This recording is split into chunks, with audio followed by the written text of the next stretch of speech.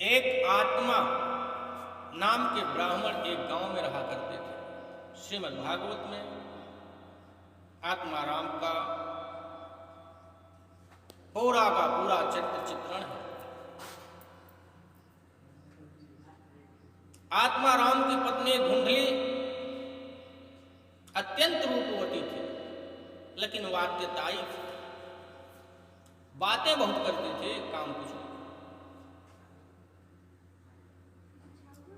आत्मा जी को एक भी पुत्र नहीं थे। एक दिन नदी के किनारे आत्मा जी संताप में डूबे थे। एक संत आए, आत्मा जी से बोले, हे ब्राह्मण, तुम यहां क्यों अकेले में संताप कर रहे हो? आत्मा जी ने हाथ जोड़ करके कहा, हे महात्मन, मेरे पास एक भी संतान नहीं। यदि हो सके तो कोई ऐसी युक्ति बतलाएं जिससे मुझे संतान प्राप्ति हो सके। उस संत ने कहा, हे ब्राह्मण, तुम्हारे मस्तक की रेखा में पढ़कर बता सकता हूं कि तुम्हें 7 जन्मों तक पुत्र प्राप्त नहीं हो सकता। अब तो आत्माराम विचलित होने लगे, क्योंकि अगर ऐसा कोई कह दे आपको पुत्र प्राप्त ही नहीं हो सकता किसी भी कीमत पर, तो मन में आघात तो लगेगा। विधाता, मैंने ऐसा क्या किया पूर्व जन्म में जिसके फल स्वरूप मुझे प्राप्त हो रहा है? आत्मा जी ने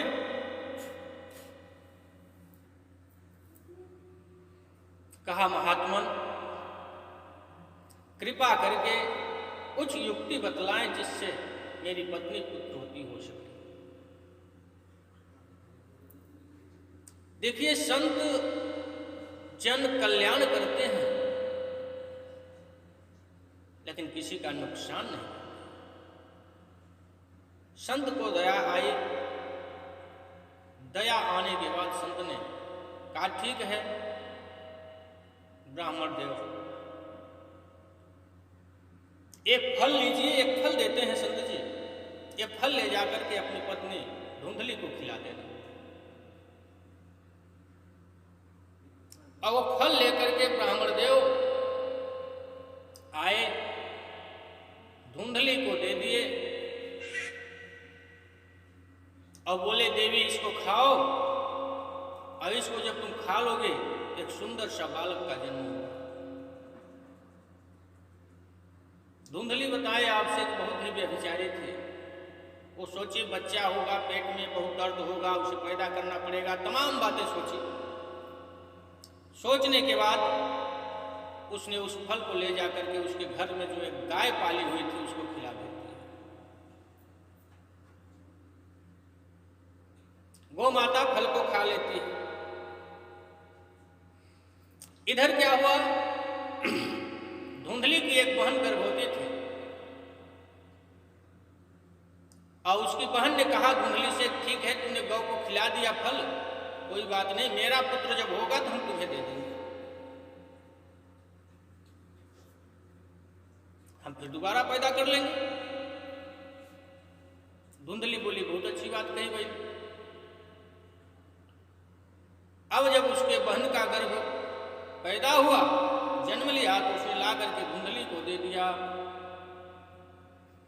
और धुंधली ने अपने पति से कहकर कि मेरा पुत्र हुआ है, मेरी सेवा टहल के लिए मेरी बहन को कुछ दिन के लिए वहां लिवाया हो। आत्मा जी जाते हैं, उसकी बहन को भी लेके आते हैं। अब बड़े अच्छे से चलने लगा सारा कारोबार। तो धुंधली ने उस पुत्र का नाम रखा अपने ही नाम से जुड़ा हुआ धुंधकारी। और इधर गो माता भी उस बच्चे को जन्म दे दी। वो जब गो माता का बच्चा हुआ, उसके तो पूरे शरीर मनुष्य के जैसे, वो उसके दोनों कान गो माता के जैसे बड़े बड़े। आत्मा जी ने उस बच्चे को भी अपने ही बच्चे की तरह पाला और उसको नाम क्या दिया? गोकर्ण। जो गो माता से उत्पन्न हुआ उसका नाम पड़ा गोकर्ण, और जो धुंधली के बहन का बच्चा धुंधली चोरी से ली थी उसका नाम पड़ा धुंधकारी। दोनों बच्चों का बड़े अच्छे से रहन सहन पठन पाठन करवाए आत्मा जी ने। फिर धुंधकारी जो था ये पापविष्ट हो गया, ये पाप में एकदम लिप्त हो गया। चोरी चमारी वैश्यावृत्ति तमाम सारी जितने भी पाप के कर्म होते हैं कोई भी धुंधकारी से बचा नहीं। आत्मा जी परेशान हो गए।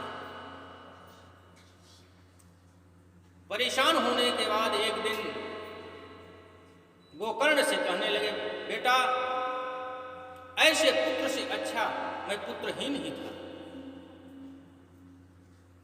क्योंकि देखिए जब किसी माता पिता के बच्चे खराब हो जाते हैं तो उसका कष्ट उसी को आता है। आप फसल को बोते हो, मान लीजिए किसी प्रकार से एक फसल खराब हो गई तो दूसरी उग जाएगी, लेकिन माता पिता का जो फसल है ना उसके पूरे जिंदगी के लिए होता है। तो आत्मा जी को बहुत कष्ट हुआ धुंधकारी के वर्ताव देखकर कि मेरा पुत्र, मैं इतना ज्ञानवान इतना धर्मशील ब्राह्मण होते हुए मेरा पुत्र इतने गंदे मार्ग पर जा रहा है, और जब मैं उसे मना करता हूं कि बेटा राह गलत है वहां मत जाओ तो मुझे मारने दौड़ता है। अत्यंत व्यथित हो गए, और जब यह बात गोकर्ण से कहते हैं तो गोकर्ण कहता है, पिताजी आप इतने बड़े ज्ञानी होकर के कि व्यर्थ के बातों में क्यों उलझ जाते हैं? यहां कोई किसी का है नहीं, ये बात आप जानते हो। फिर रिश्ते नाते किसके? आप केवल परम धाम परमेश्वर की आस्था में डूब जाओ और इस व्यर्थ की चिंता में मत पड़ो।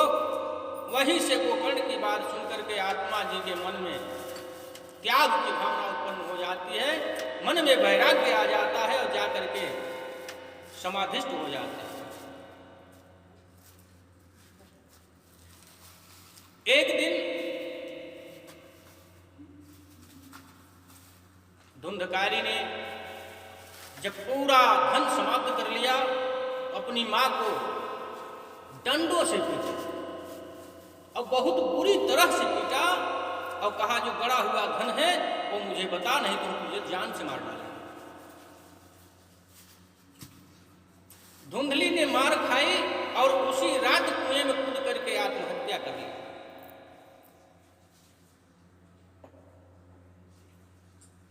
और जब इधर आत्मा भी चले गए, धुंधली भी मर गई, गोकर्ण भी चले गए थे भ्रमण में, इसका अत्याचार उनसे सहन नहीं हुआ।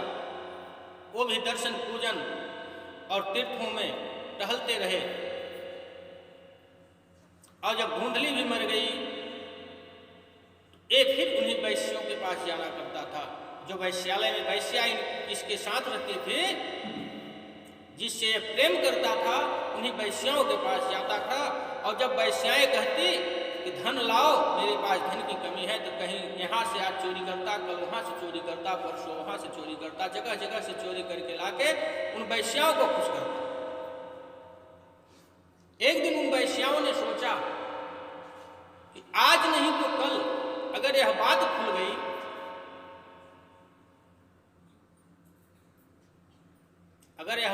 गई तो राजा मुझे जान से मार डालेंगे। तो इससे अच्छा है अभी समय है कि इसको आज ही रात जय हरिहर कर देते हैं। उसका गला दबाकर वैश्याओं ने मार डाला। अब धुंधकारी प्रेत योनि में चला गया। धुंधकारी के मरने की खबर गोकर्ण को लगी। गोकर्ण वहां से तुरंत गया प्रयाग गया में उसका श्राद्ध किया। श्राद्ध करने के बाद घर आता है तो रात्रि में धुंधकारी प्रेत योनि में आकर के गोकर्ण के सामने प्रकट हो जाता है, बोलता है भाई मेरा उद्धार कर। गोकर्ण को सारी बात बता देता है कि मेरी मृत्यु ऐसे ऐसे हुई और मैंने अपने जीवन काल में कभी अच्छे कर्म नहीं किए, कोई ऐसा उपाय कर, तो विद्वान है तो ज्ञानवान है जिससे मेरी मुक्ति हो जाए। गोकर्ण बोले अच्छा ठीक है तुम जाओ, अभी रात्रि का समय है, हमें सोने दो, कल सुबह उठ करके हम विचार करते हैं तुम्हारी मुक्ति कैसे होगी। सुबह होने के बाद गोकर्ण ने पूरे गांव वालों से कहा जो बात उससे शाम को कही गई थी धुंधकारी के द्वारा। फिर उसने श्रीमद् भागवत का पाठ प्रारंभ किया और वहां मंडप सजाया गया। मंडप में बांस गाड़े जाते हैं ना, बांस गाड़े गए। श्रीमद् भागवत की कथा प्रारंभ हुई।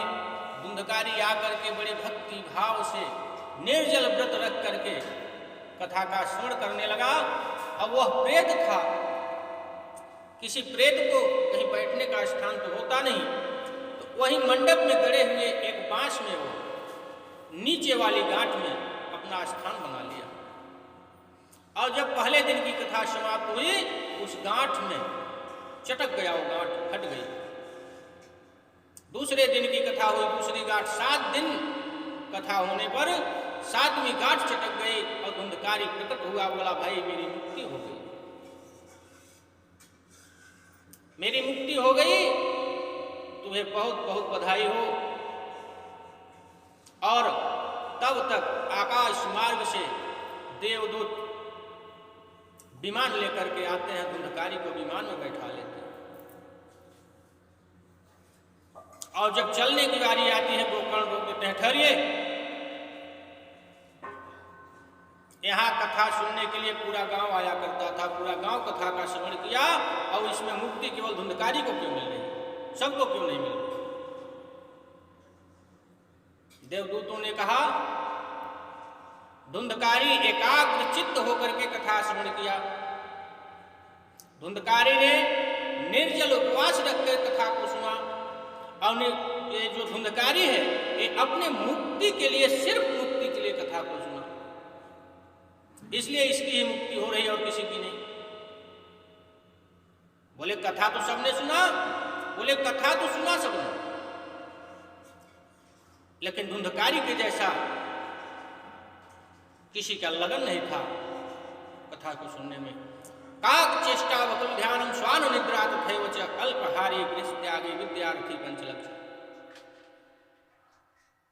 बोले पूरा विद्यार्थी बन करके कौवे की तरह चेष्टा किया, बगुले की तरह ध्यान लगा करके कथा को सुना,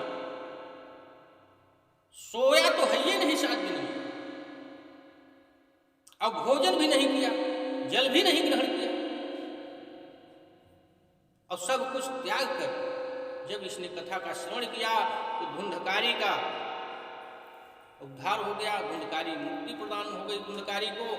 फिर अगले श्रावण महीने में गोकर्ण ने इसी प्रकार से कथा प्रारंभ की और समस्त गांव वाले कथा का श्रवण किए और उस समय निर्जल उपवास करके सबने कथा का एकाग्र चित्त होकर के एकाग्र मन से कथा को श्रवण किया और सबकी मुक्ति हो गई। प्रभु स्वयं विमान लेकर के आए और सबको एक साथ बैठा करके यहाँ तक कि वहाँ के कुत्तों को भी उठा कर ले गए। बोलिए वृंदावन बिहारी लाल